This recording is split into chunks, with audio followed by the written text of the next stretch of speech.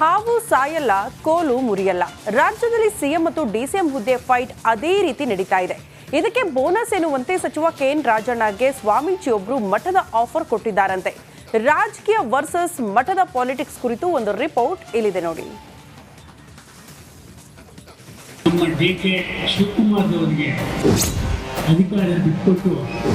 ಲಿಂಗಾಯತ ಸಚಿವರಿಗೆ ಹೆಚ್ಚಿನ ಆದ್ಯತೆಯನ್ನು ನೀಡಬೇಕು. ಆಗಬೇಕಾಗಿರೋ ವಿಷಯ ಚರ್ಚೆಯಲ್ಲಿ ಇದೆ. 16 ವರ್ಷ ಕೈಪಾಳ್ಯದಲ್ಲಿ ಸಿಎಂ ಡಿಸಿಎಂ ಕುರ್ಚಿ ಫೈಟ್ ಜೋರಾಯಿತು. ರಾಜಕೀಯ ವರ್ಸಸ್ ಮಠ ಪಾಲಿಟಿಕ್ಸ್. ಸ್ವಾಮೀಜಿಯವರಿಗೂ ರಾಜಕೀಯ ಪಕ್ಷಕ್ಕೂ ಏನಾದ ಸಂಬಂಧ ಇದೆ?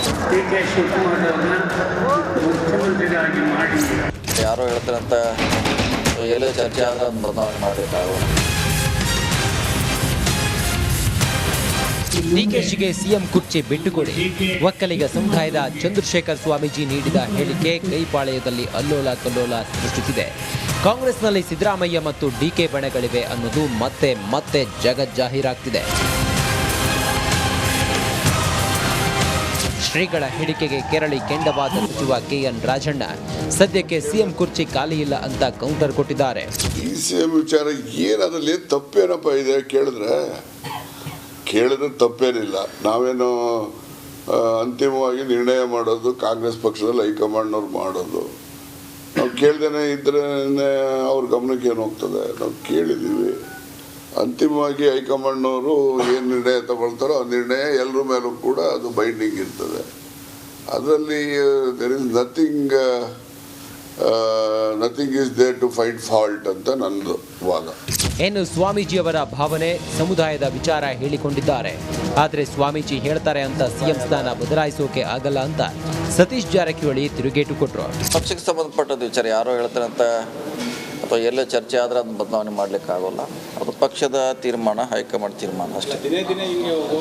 ಅದೇ ಹೇಳಿದ್ರೆ ಏನದಕ್ಕೆ ಹೇಳ್ಬಾರ. ಇದು ಪ್ರಜಾಪ್ರಭುತ್ವ ರಾಷ್ಟ್ರ, ಅತ್ಯಂತ ಹೆಚ್ಚು ಪ್ರಜಾಪ್ರಭುತ್ವ ಇರುವಂಥ ರಾಷ್ಟ್ರ. ಏನು ಬೇಕಾ ಜನ ಹೇಳಲಿಕ್ಕೆ ಇಲ್ಲಿ ಅವಕಾಶಗಳಿದೆ. ಸೊ ಹೇಳ್ತಾರೆ ಅವ್ರ ಭಾವನೆಗಳನ್ನು, ಅವರ ವಿಚಾರಗಳನ್ನು, ಅವರ ಸಮುದಾಯದ ವಿಚಾರಗಳನ್ನು ಹೇಳುವಂಥ ಪ್ರಯತ್ನ ಮಾಡ್ತಾರೆ. ಇದು ಏನು ಹೊಸದೇ ಅಲ್ಲ. ಭಾಳಷ್ಟು ಸಮುದಾಯದ ಸಭೆಗಳಲ್ಲಿ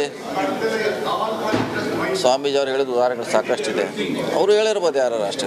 ಸಿಎಂ ಕುರ್ಚಿ ಜಟಾಪಟಿ ಬಗ್ಗೆ ಸಚಿವ ಬೈರತಿ ಸುರೇಶ್ ಪ್ರತಿಕ್ರಿಯೆ ನೀಡಿದ್ರು. ದೆಹಲಿಯಲ್ಲಿ ಮಾತನಾಡಿದವರು ಸದ್ಯಕ್ಕೆ ಮುಖ್ಯಮಂತ್ರಿ ಸ್ಥಾನ ಖಾಲಿ ಇಲ್ಲ ಅಂದ್ರು. ನಮ್ದು ಹೈಕಮಾಂಡ್ ಇರುವಂತಹ ಪಕ್ಷ, ಪ್ರಾದೇಶಿಕ ಪಕ್ಷ ಆದ್ರೆ ಇಲ್ಲೇ ನಿರ್ಧಾರ ತಗೊಂಡು ಮಾಡ್ಬೋದು. ನಮ್ಗೆ ಹೈಕಮಾಂಡ್ ಖರ್ಗೆ ಸಾಹೇಬ್ರು ಇದ್ದಾರೆ, ರಾಹುಲ್ ಗಾಂಧಿ ಸರ್ ಇದ್ದಾರೆ. ಇವರೆಲ್ಲರೂ ಕೂತು ತೀರ್ಮಾನ ಮಾಡ್ತಾರೆ. ಉಪಮುಖ್ಯಮಂತ್ರಿ ಯಾರು ಮಾಡಬೇಕು, ಮುಖ್ಯಮಂತ್ರಿ ಯಾವ್ದು ಮಾಡಬೇಕು ಅಂತ ಹೇಳಿ. ತಕ್ಷಣಕ್ಕೆ ಮುಖ್ಯಮಂತ್ರಿ ಸ್ಥಾನ ಫುಲ್ ಆಗಿದೆ, ಉಪಮುಖ್ಯಮಂತ್ರಿ ಸ್ಥಾನನೂ ಸಹ ಫುಲ್ ಆಗಿದೆ. ಇದರಿಂದ ನಾನೇನು ಬೇರೆ ಮಾತಾಡ್ಲಿಕ್ಕೆ ಹೋಗಲ್ಲ. ಆದರೆ ಇವರಿಬ್ಬರ ಮಧ್ಯದಲ್ಲಿ ಕಂದಕ ತಂದಿಡುವಂಥ ಕೆಲಸ ಯಾರು ಮಾಡಬಾರ್ದು. ಅದು ಹೈಕಮಾಂಡ್ ನಿರ್ಧಾರ ಮಾಡ್ತದೆ. ಯಾವ ಸಮಯದಲ್ಲಿ ಯಾರು ಮುಖ್ಯಮಂತ್ರಿ ಮಾಡಬೇಕು ಅಂದ್ಬಿಟ್ಟು ಹೈಕಮಾಂಡ್ ನಿರ್ಧಾರ. ಕಾಂಗ್ರೆಸ್ನಲ್ಲಿ ನಡೀತಿರೋ ಸಂಘರ್ಷಕ್ಕೆ ಕೇಂದ್ರ ಸಚಿವ ಎಚ್.ಡಿ. ಕುಮಾರಸ್ವಾಮಿ ಸಹ ಪ್ರತಿಕ್ರಿಯೆ ನೀಡಿದ್ರು. ಯಾರನ್ನು ಸಿಎಂ ಮಾಡಬೇಕು ಎನ್ನುವುದು ಅವರ ಪಕ್ಷಕ್ಕೆ ಬಿಟ್ಟ ವಿಚಾರ. ಅವರ 136 ಶಾಸಕರು ಹೈಕಮಾಂಡ್ ನಿರ್ಧಾರ ಮಾಡುತ್ತೆ ಅಂದ್ರು. ಈಗ ಸ್ವಾಮೀಜಿ ಅವರು ಹೇಳಿದ್ದಾರೆ ಅಂತೇಳಿ ಮಾಡ್ತಾರ. ನನಗದು ಸಂಬಂಧ ಇಲ್ಲ. ನನಗೆ ಅದು ಯಾವುದೂ ಸಂಬಂಧ ಇಲ್ಲ. ಪ್ರಜಾಪ್ರಭುತ್ವದ ವ್ಯವಸ್ಥೆಯಲ್ಲಿ ಆಯಾ ಪಕ್ಷಗಳು ಅವರು ತೀರ್ಮಾನ ಮಾಡ್ಕೊತಾರೆ. ರಾಜ್ಯದಲ್ಲಿ ಮುಖ್ಯಮಂತ್ರಿ ಸ್ಥಾನದ ಬಗ್ಗೆ ಬಿಸಿ ಬಿಸಿ ಟಾಕ್ ನಡೀತಿದ್ರೆ ಅದರ ಕಾವು ದೆಹಲಿಯ ಹೈಕಮಾಂಡ್ಗೂ ಮುಟ್ಟಿತ್ತು. ಈಗಾಗಲೇ ದೆಹಲಿಯಲ್ಲೇ ಇರೋ ಸಿಎಂ ಸಿದ್ದರಾಮಯ್ಯ ಎಐಸಿಸಿ ಅಧ್ಯಕ್ಷ ಮಲ್ಲಿಕಾರ್ಜುನ ಖರ್ಗೆಯನ್ನ ಭೇಟಿ ಮಾಡಿ ಬೆಳವಣಿಗೆ ಅಸಲಿಯತ್ತನ್ನ ಬಿಚ್ಚಿಟ್ರು. Bureau report, republic Kannada.